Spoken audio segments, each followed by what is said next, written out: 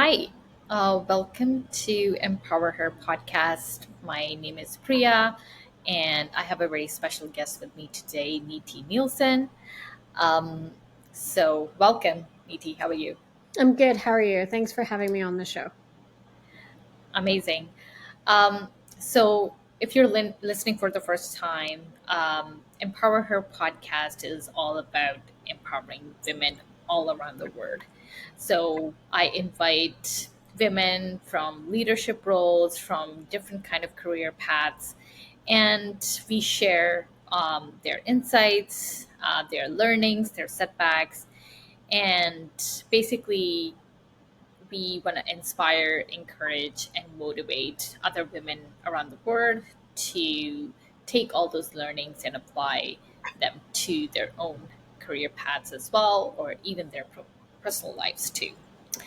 So, really excited to have Niti here. And just to give a quick introduction, she is currently working at Boomi as a regional sales director, and we will be diving deep into her career, how she ended up in this role, how did she start. Um, but before we get started, Niti, do you want to share any kind of message before we get started, or do you want to add anything um, to your introduction here?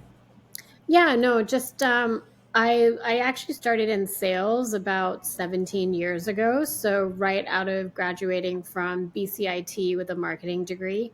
And I slowly worked in various different companies as a business development rep, as a salesperson, as a account manager, and it's been an amazing career for me being in tech sales. So I'm excited to talk about how I went from starting tech sales right out of school to becoming a regional sales director here at Boomi. Awesome. So um, let's talk a little bit more about that. So you said that you started with sales. Is that something that you had in your mind when you were going through school, or like did you have any idea about that field before you went into it? No, actually, I wanted to be an actress, to be Wow. honest. So Um, I like when I was in high school, I was in the drama club. I loved acting. When I went to university, I actually did my Bachelor of Arts degree from UBC in theater. And I wanted to, be a director and an actress. And I did that for a little bit. Realized very quickly in Vancouver, there's not a lot of money in that. And so I went back to school to BCIT to get my marketing and public relations degree. So at that time, marketing and public relations wasn't um, as it is today. It was at the very beginning Mm. of, you know, of that. And I'll probably date myself, but it was back in the 90s. But at that time, we really were just like press releases were coming out. That's how we talked to people. There was no social media at that time either, right? So I went back to school to do marketing and public relations, and I was really heavily focused on being in public relations. Uh, I actually got a job right away with a company, local company in Vancouver, where I did their press releases for them.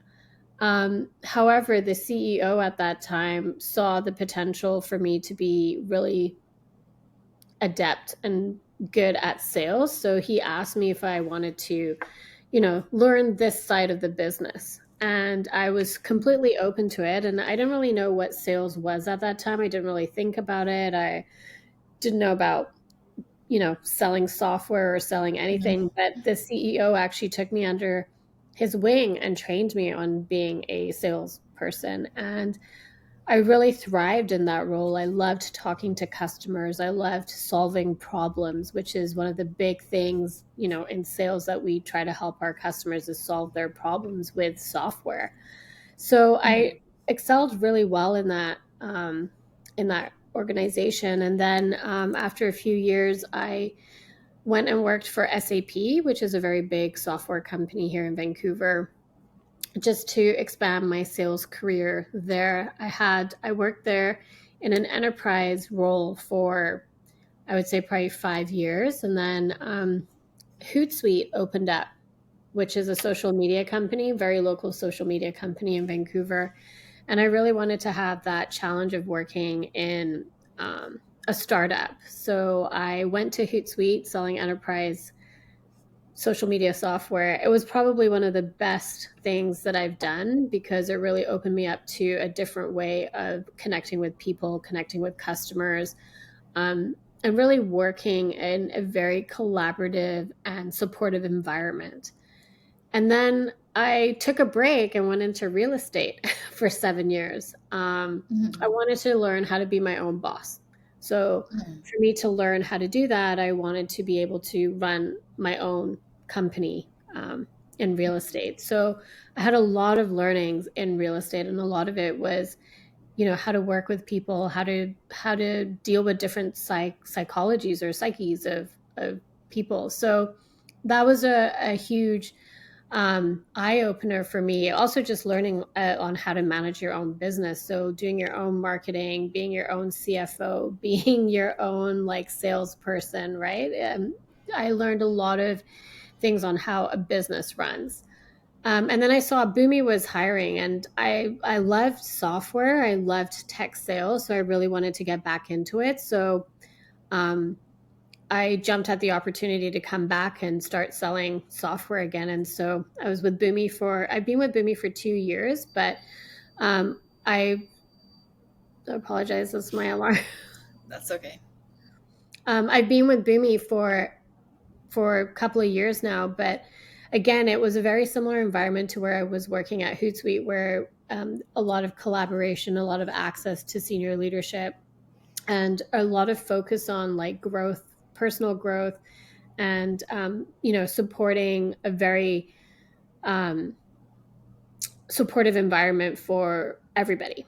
So luckily, I was able to build my brand. I had a lot of allies who saw my potential, and I was able to excel at through sales there and get into a leadership position.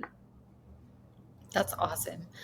Um, so just curious on what made you, decide at that point where you were working in sales that, you wanted to work in real estate. Was it something that attracted you to that part, or was it more about, trying to be your own boss, as you said?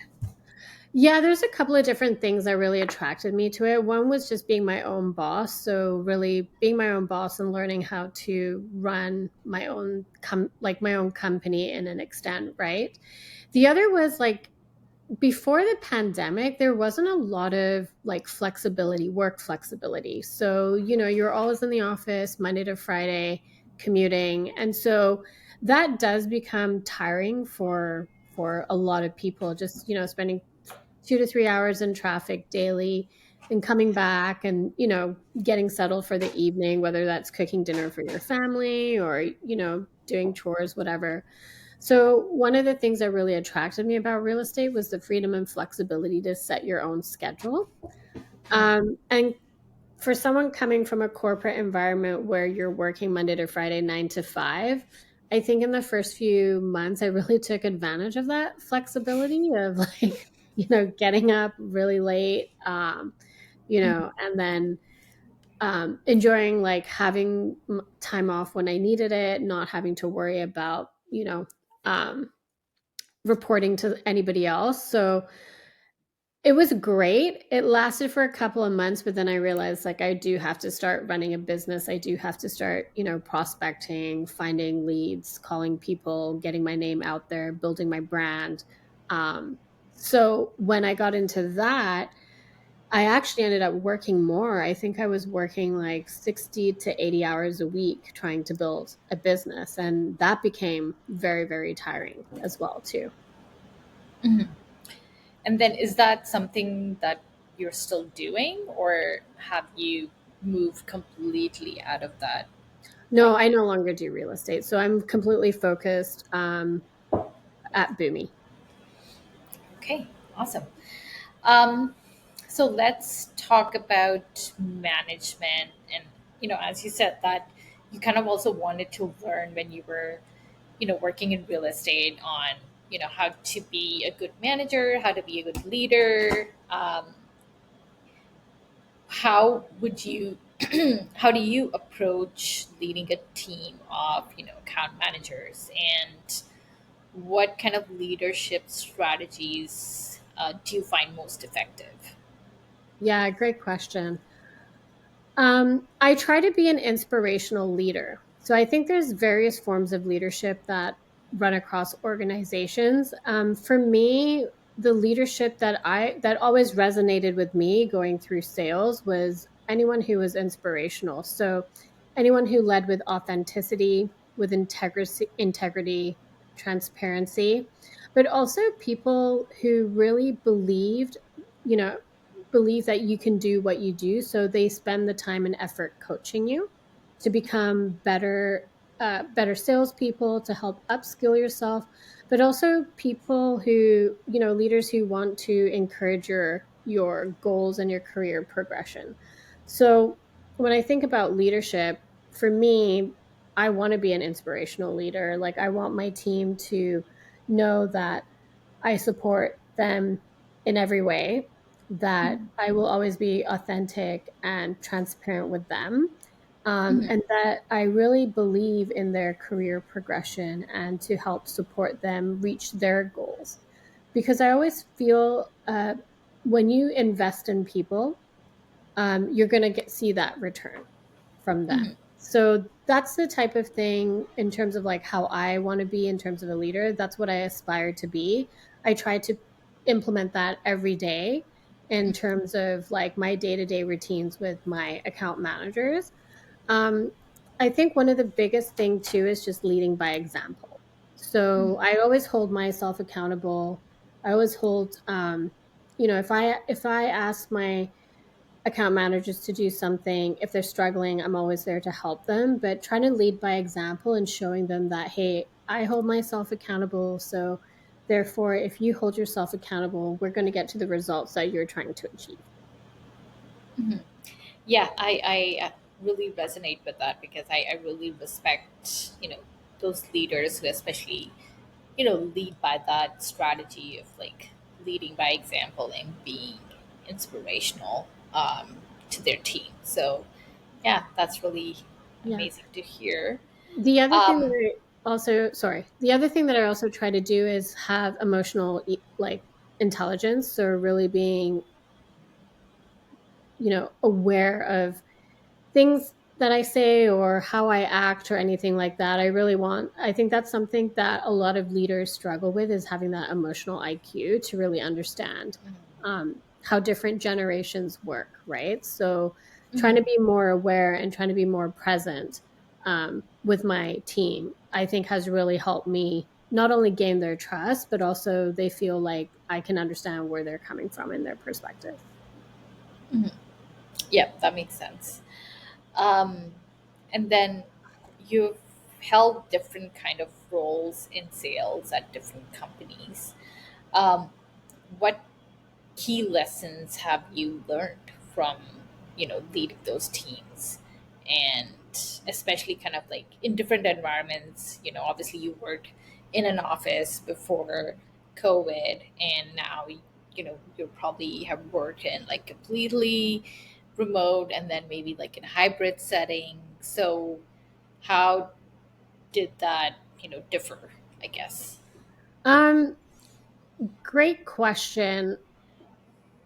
I felt people were more productive when they were remote.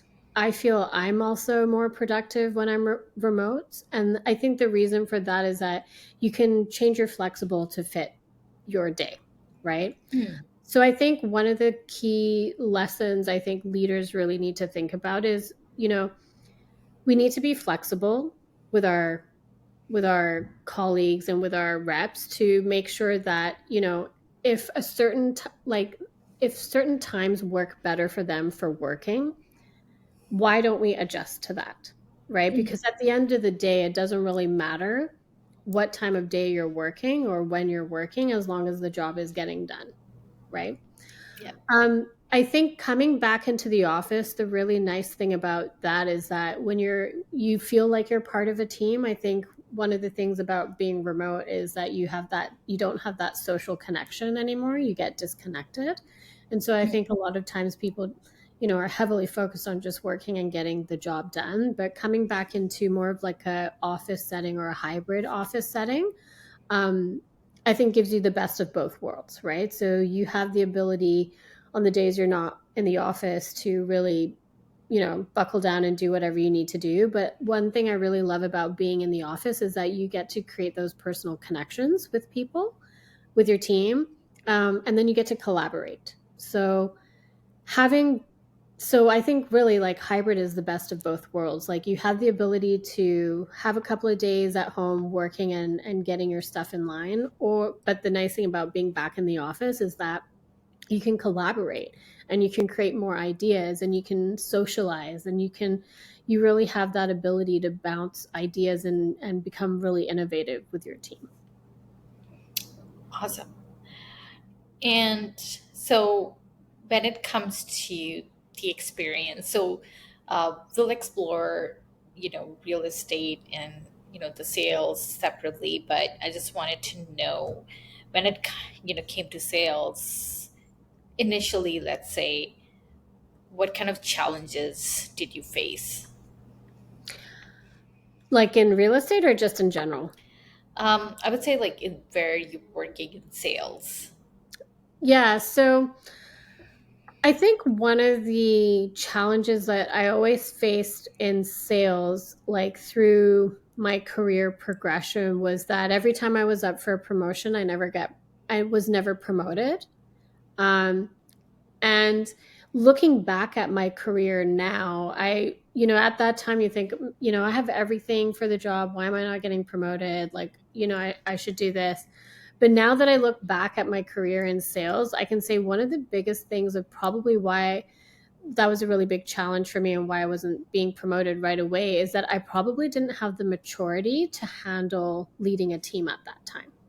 Hmm. So, and I think a lot of the times when we see young leaders um, get into the field, um, one of the things that I'm learning and I continuously learn is that as you get older, you develop a sense of like experience and maturity that comes along with it.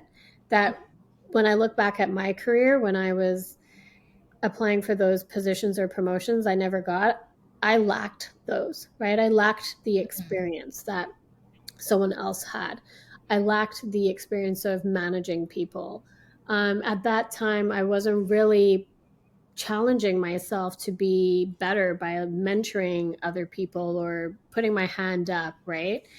um, and really like helping the team. So I think at that time, like I always saw it as a challenge because I was like, oh, like I'm really good at my job. I'm really good at this. Why are they not promoting me? And so I would bounce around from company to company because I was like, well, if I can't get promoted here, there's no path for me. I'll move to a different company. I don't think that's the case at all. I think what it comes down to is the ability um, to understand and have that experience, but also to have the maturity to be able to manage people. Because managing people is probably, for me, the hardest role I've ever had Mhm. um, in terms of what I do, because you have to be able to understand how people work and what motivates them and what demotivates them and how do you help them to achieve their goals. So um, I think those are probably the big challenges. I mean, obviously in sales, it's a very male dominated field in terms of tech sales.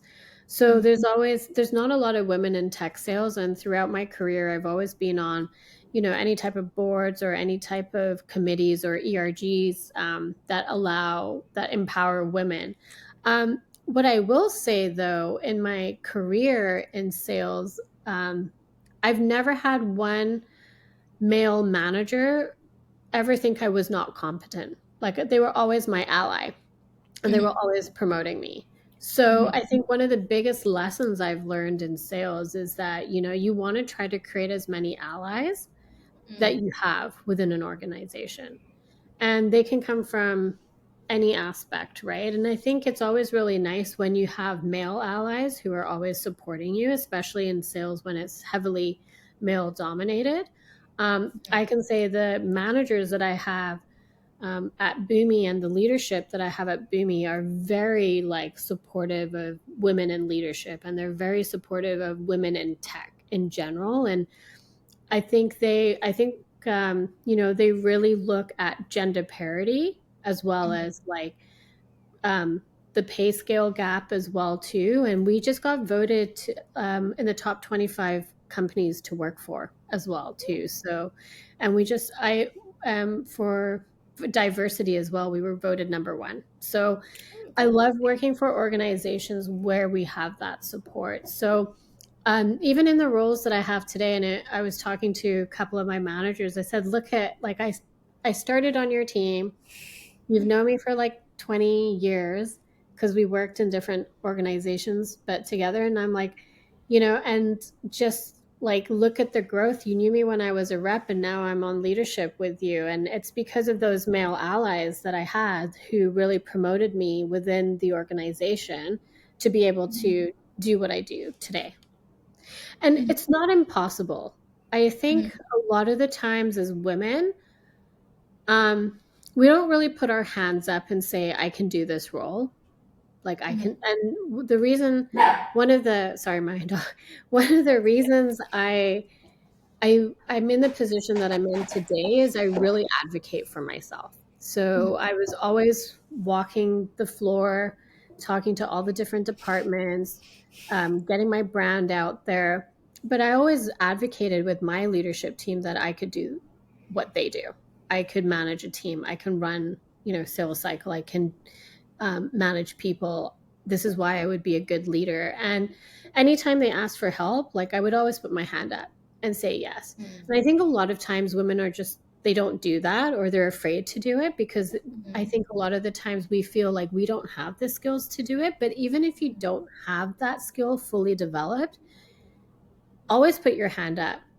Mm-hmm. Skills are really easy to learn, right? So you can always upskill yourself. And I spent a lot of time like on the side upskilling myself, mentoring people, helping people, coaching people. And I think when you put your hand up within an organization, people see that, right? They see that you're helping, and that helps develop your brand, and that helps leadership see that you're a person that can do anything within an organization. Mm-hmm.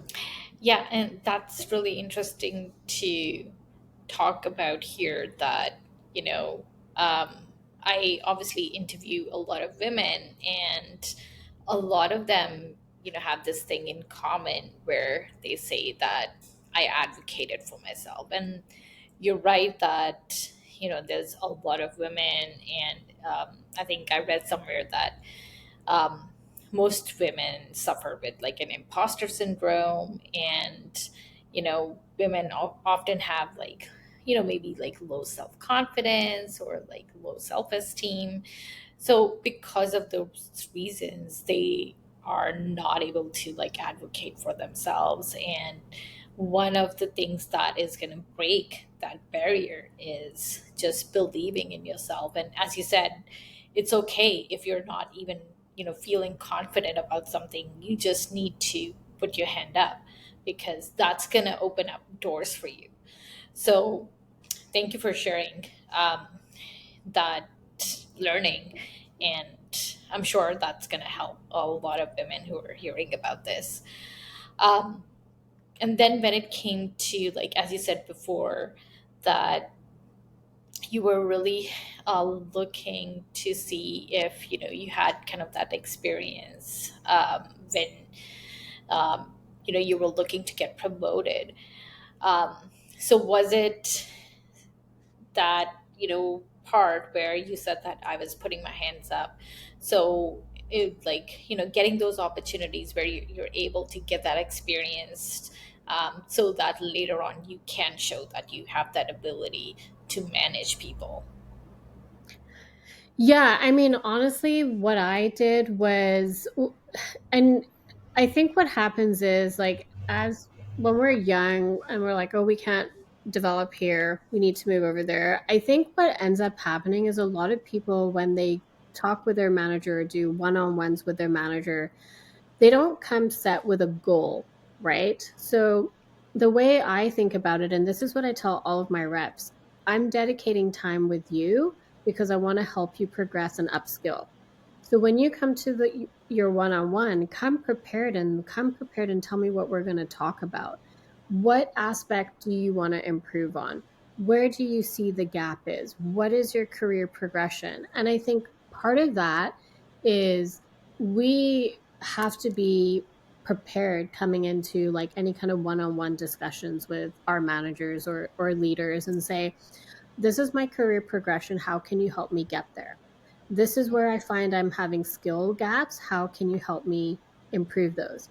Because you have to think at a leadership level, leaders are in so many meetings and they're in so many like forecast calls. Like I'm in my calendar is backed from like 7 in the morning till 5 in the evening.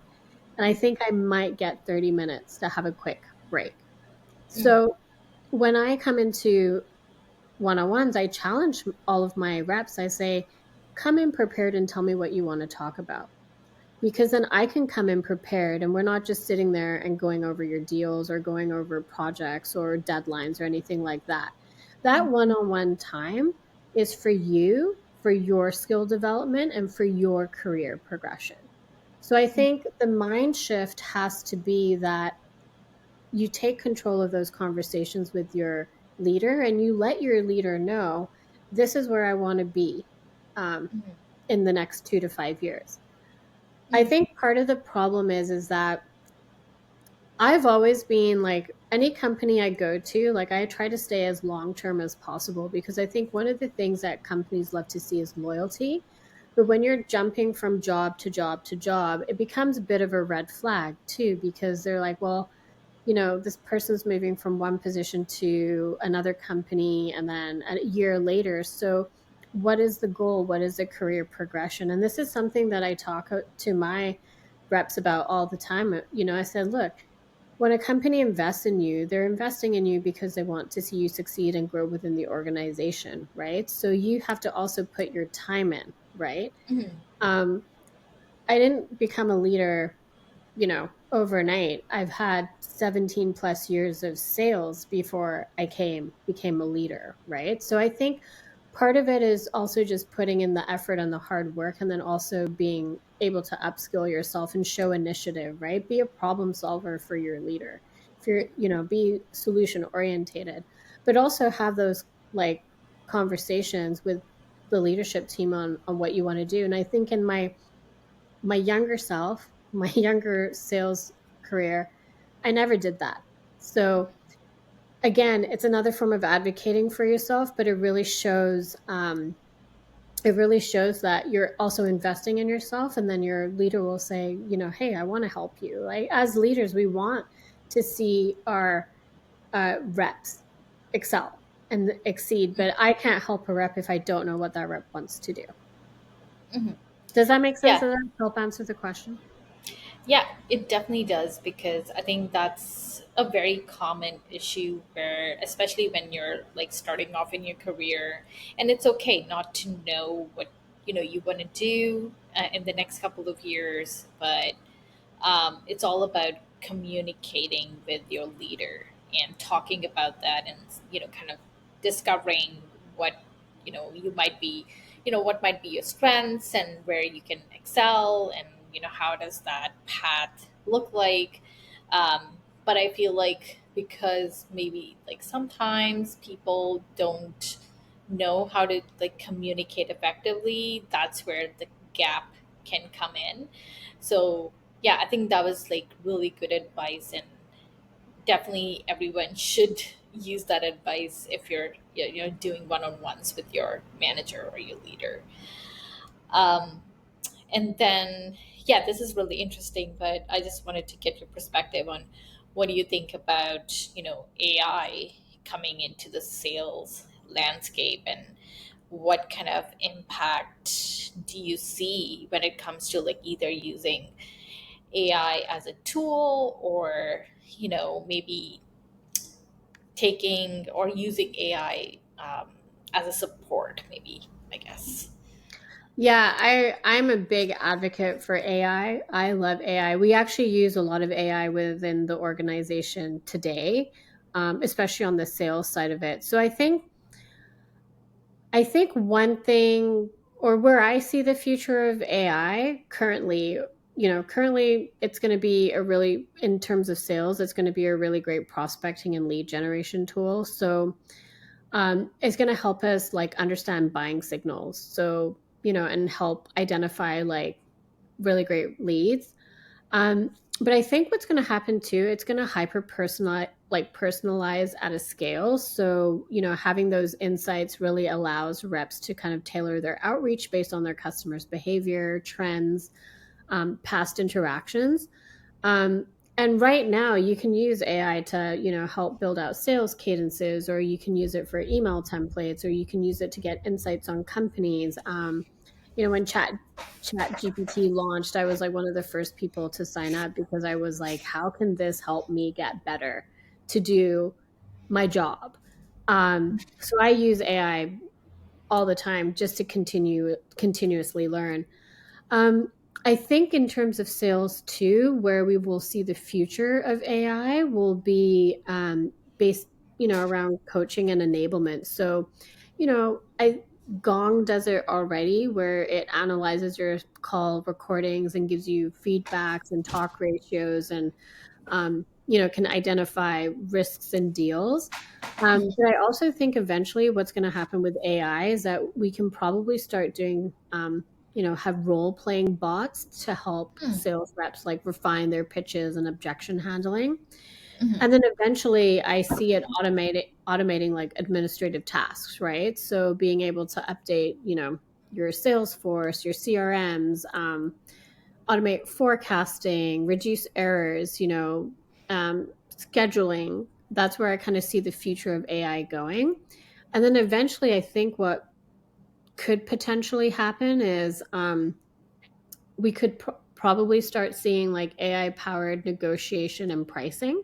So, mm, recommending to sales reps like what is the optimal pricing based on historical data and competitor mhm, analysis.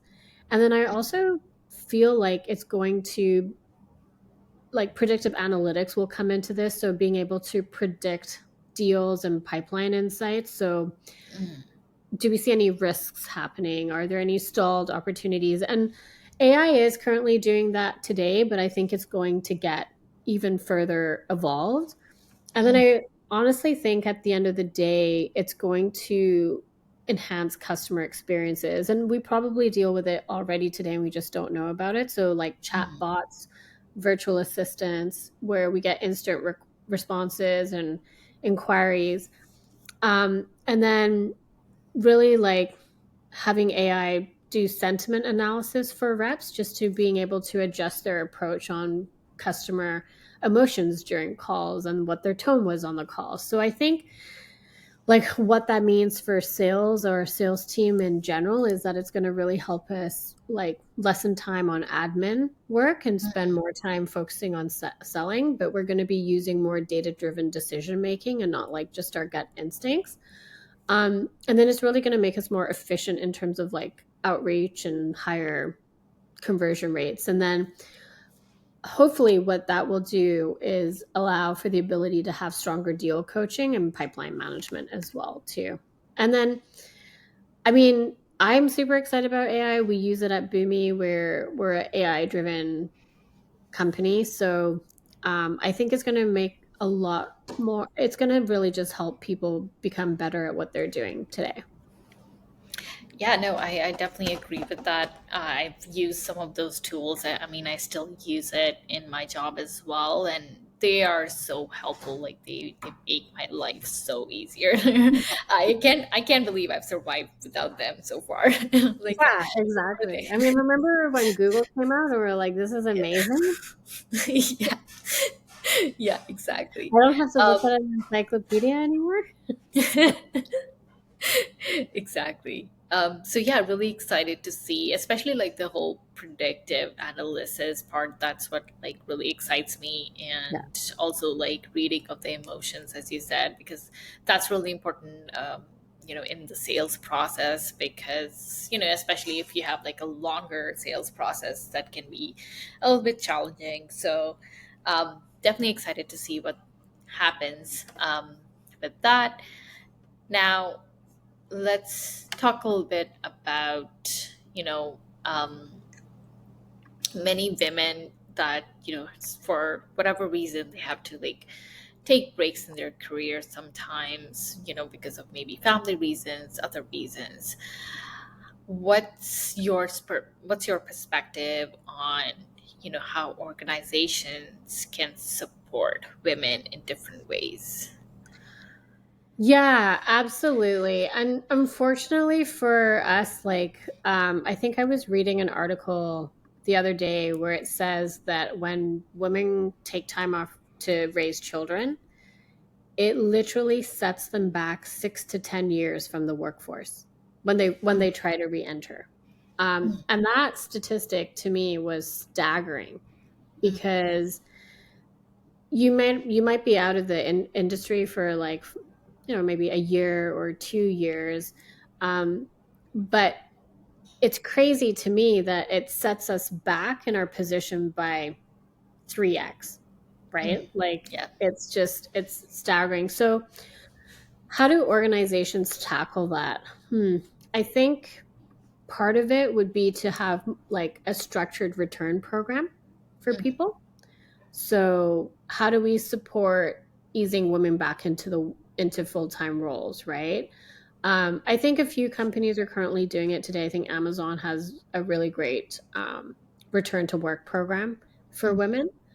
Mhm. Part of it will also be like upskilling. So, Mhm. basically having them come back and re-onboard, right? So refresher training, getting mentorship and coaching again, and then really encouraging through online learning, to get their certifications and workshops. I think the biggest option would be like in the very beginning is to have those flexible work options. So hybrid, part-time, or phased approach back into the workforce would be something that um, would be beneficial for women who are re-entering Mhm. that. And then also having like supportive communities and ERG groups that women can talk to, right?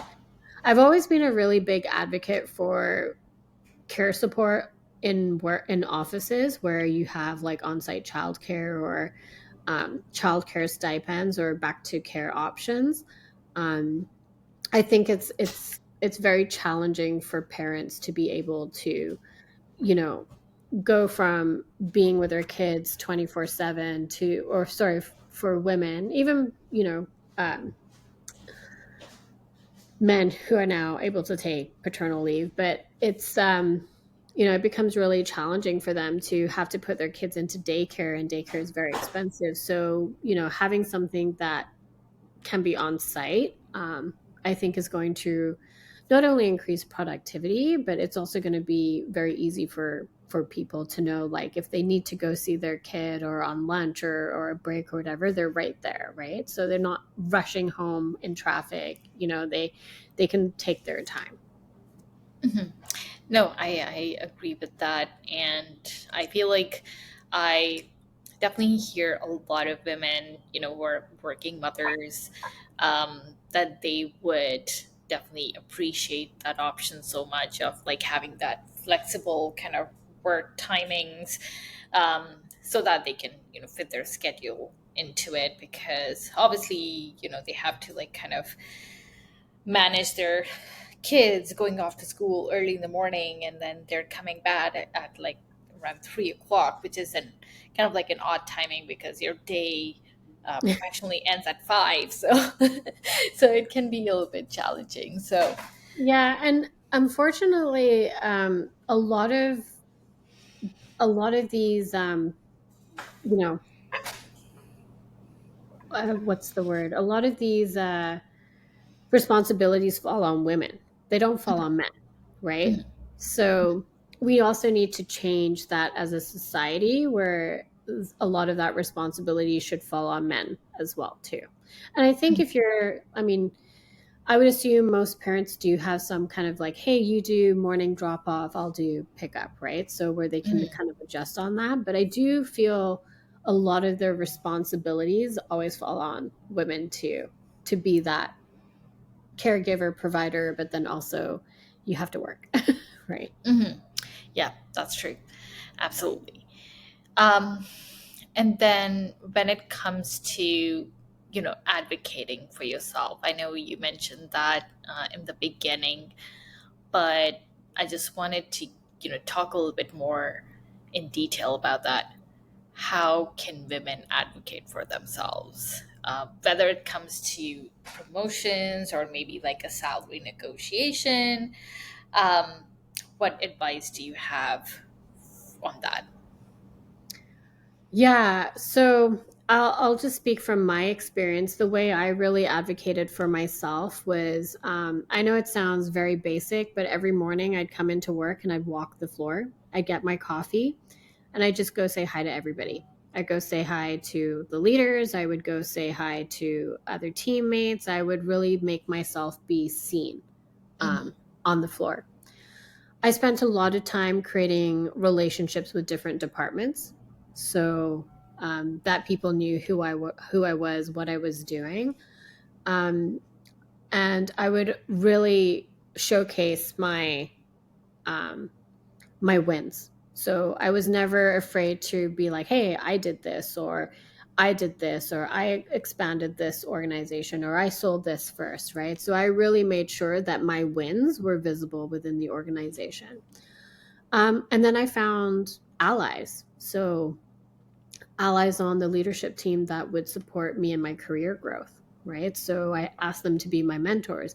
I also mentored other people so that I could showcase, um, the coaching capabilities, helping other people succeed, and building those relationships. And I think one of the biggest things that maybe a lot of people don't understand, the relationships you build within the organization are the ones that are going to get you to your next level in the career, right? So you can do really well and, sell 100% of your quota, go to winner's circle, go to president's club. But if you don't have those relationships or you don't build those allies internally, you don't have people who will advocate for you to move to the next level. Mhm.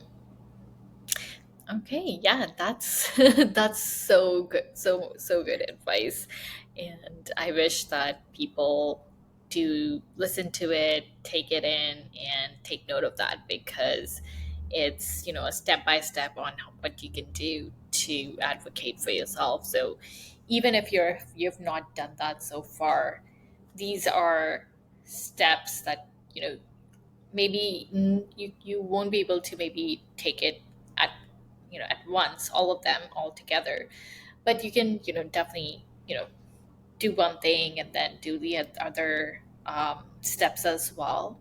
But I feel like these steps are going to be very effective. Yeah, absolutely. You don't have to do them all at once, but just some of the simplest things of like building relationship with other people in other departments. You can just grab coffee with somebody. Hey, like 15 minutes, you want to go have a coffee? Let's talk about your role. Let's talk about my role. All of that stuff, right? Mhm. Awesome. And let's talk a little bit about your role at Bowie. So I'm just curious on what lessons have you learned, since you started working at Bowie? Yeah, great questions. What lessons have I learned? Let me think about that for a second. No worries. Um, lessons. What lessons have I learned? I think in terms of lessons that I've learned is one of the biggest things that um, I learned is that collaboration with your reps, with your leaders, with your different departments makes really helps the whole team win. So if I think of it from a sales perspective, we work with very different um, on the account management side, we work with a lot of different departments. So the saying like "you win as a team" is very prevalent in our business. Is that we do rely on a lot of other teams to help us get deals across the line. So I think one of the most important things I've learned is collaboration really is key in helping salespeople achieve their goals. So one of the things I would focus on a lot is just understanding um, who the right people are to talk to within a deal cycle, for example, or within an organization to help your team become successful. So I'll give you a great example. In our team, because we're in account management, we expand. We sell expansion deals across our clients, but we do rely heavily on different channels within the organization to help us get those deals or get them across the line or help us to get to our path to quota. So um, collaboration is key. The other is relationships. Building relationships is one of the biggest lessons I've learned in my career, and especially at Boomi. Without spending time and building on relationships, I don't think I would have been as I wouldn't be where I am today. So Mhm. I focus a lot on that. Trying to think. I mean, I love my job. I love what I do. So I don't know if I have a lot of lessons like learning so far. No, the ones that you shared, about building relationships and about your team as well, collaboration. I think those are huge lessons to learn. Yeah, and I think one more I'll add in there is accountability. It's really important that you hold yourself accountable to whatever your targets are, Mhm. and to be able to deliver those. I think that's something that as a leader, I always look at to see who can be accountable, who I can trust and depend on a lot. So people that show accountability and that they're, you know, can be responsible to help achieve your objectives is, helps as well too. Mhm. Definitely. Um, and then, where do you see the future of women in sales and tech industries heading, I guess? It's really interesting because I'm currently reading Sheryl Sandberg's Lean In. Um, and I don't think it's actually changed much from when she wrote that book Oh, in no. terms of women in tech sales. We still don't like, there's still not a lot of women who go into tech sales, which is it's really sad because I think it's such a great environment to be in. Um, I'm hoping like, and I know a lot of companies have the mandate of gender parity and like equality and women in the same ranks and everything. I just feel a lot of the times women are not confident or comfortable being in sales, and don't think that they can get to higher position levels. So um, I'm hoping that there'll be more women. I don't know if that's necessarily going to be the case. However, if companies do have the mandate to have gender parity, um, like I really hope to see more women in sales. Like I really do. I think we're really great at sales. I think we're like so good at sales that we just need to be in it. But a lot of No, I people, definitely agree. I definitely agree with that. Yeah, because I think it's something that, there's different qualities in different people. And I'm not saying that, men don't have those qualities, but some of these qualities are definitely prevalent in, women more. We are more emotionally, I guess, you know, intelligent sometimes. intelligent sometimes, or you can say like we're more um, open to being vulnerable, I guess. Yeah. And sometimes that helps in like connecting with other people more. Yeah. Um, so yeah, that definitely helps. Yeah. But yeah, really excited to see the future of women in tech sales. I am really glad to see that women are definitely speaking more about it, and that's why you know um, I started to do this podcast because I wanted to share these kind of stories with other women and kind of encourage them to um, do that as well. Yeah. I think there's a lot. Like, I do feel it's a great field for women to get into. I know it can be scary and challenging, but I think compared to when I started in tech sales to now, it's such a different environment. Like, it's such a supportive and nurturing and caring environment for women to be in tech sales right now. Mhm. And yeah, also just wanted to give a shout out to all the male allies that Yeah. support women, especially in male dominated careers as well, because that's something that is really, I feel like, something we need. Yeah. And without that, we can't really go forward um, as much as we have. So yeah, thank you for doing that. And so at the end of the podcast, I usually end the podcast by asking, share three things that you are proud of about yourself. Oh man, three things that I'm proud of about myself. Let's see. Um, I think number one is I'm very proud that I advocate for myself. I Mhm, think it took me a very long time to get to that mentality and that position, but that I think is huge. Like that I have that. What are some other three things that I'm proud of about myself? I'm mm, I don't know. and this is why I have this question in here, and every time I have this question, pretty much every person really struggles with Yeah, this kind of question, because yeah, I think it's really important to like reflect on this question and just like kind of also see how much you've grown, and also like give yourself credit for yeah, any kind of like errors you also might have made, but yeah. again, that's okay. So Yeah, I mean, I think the first one, really advocating for myself, because it took a long time for me to get to that position to be able to advocate for myself, and that had to do with a mhm, lot of like trying to build my confidence, right? mhm, I think the second thing that I'm really proud of myself is you know getting into that leadership position that I've been wanting for so long. So, mhm, I'm very proud that I was able to do that in a very male dominated industry. And so there's that. And then, third thing that I'm proud of for myself,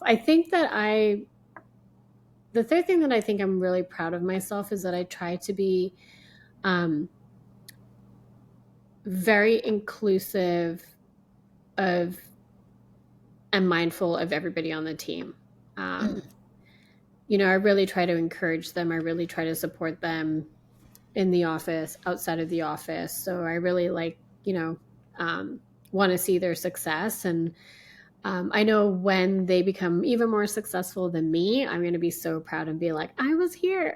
Like, you know what I mean? So that's a great question. That's hard. I never really think about, what I'm proud of myself for. mhm. So I might have to give that a little bit more thought. No, you did great. And that was the point of like asking this question, for you to reflect on that. But again, this was such insightful conversation, and so happy to have you here. And thank you again for being so open and vulnerable and sharing your story and sharing your learnings as well. I'm sure that whoever hears this is going to feel inspired after listening to Oh, this I conversation. hope so. I hope I did okay. No, you did really well. But yeah, I definitely enjoyed our conversation, and again, you're always welcome on the podcast again. I would love to talk to you more about real estate maybe next time. I don't know. I don't know. I did not deserve my time in real estate. Yeah, but again, thank you for coming on, and hope you have a really good weekend. Yeah, thank you so much. This was a lot of fun. Yeah, happy to come on again and talk about real estate if you want. I have a lot of learnings from that one. So, Yeah, for sure. Definitely. Thank you so much. okay, thanks. Bye.